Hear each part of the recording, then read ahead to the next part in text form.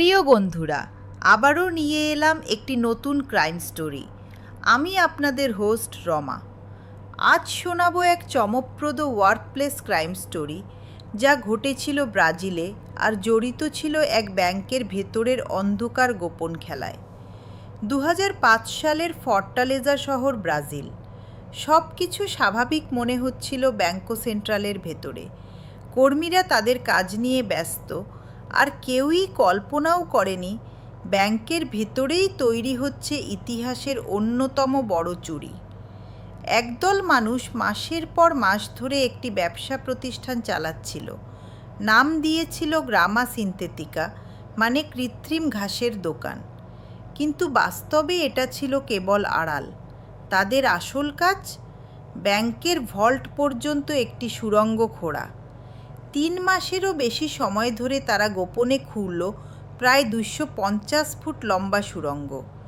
এত নিখুঁতভাবে কাজ করেছিল যে পাশের অফিস বা রাস্তায় থাকা কেউ টেরই পায়নি। আর এই পুরো অপারেশনের জন্য তারা ব্যবহার করেছিল ব্যাংকের ভেতরের এক কর্মীর দেওয়া তথ্য। আগস্ট মাসের এক সপ্তাহান্তে যখন ব্যাংক বন্ধ, তখন দলটি ঢুকে পড়ল ভল্টে। তাদের হাতে সময় ছিল টানা 2 দিন, আর সেই সময় তারা নিয়ে গেল প্রায় 107 মিলিয়ন রিয়াল, যার বর্তমান মূল্য 70 মিলিয়ন মার্কিন ডলারেরও বেশি। ঘটনার পর পুরো ব্রাজিলে চাঞ্চল্য। এটি ছিল শুধু টাকা চুরি নয়, এটি ছিল এক ওয়ার্কপ্লেস বিট্রেয়াল। ভেতরের তথ্য ছাড়া এমন অপারেশন সম্ভব হতো না। পুলিশ ধীরে ধীরে জড়িত কয়েকজনকে ধরতে পারলেও বিশাল অঙ্কের অর্থের বড় অংশ আর উদ্ধার করা যায়নি।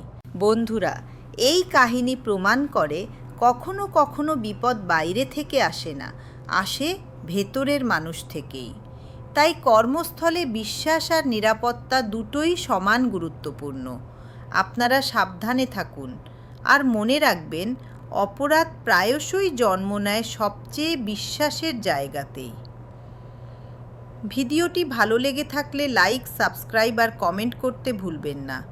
আরও সত্যি ক্রাইম স্টোরি নিয়ে আমি আবার আসব। ততক্ষণ পর্যন্ত স্টে সেফ।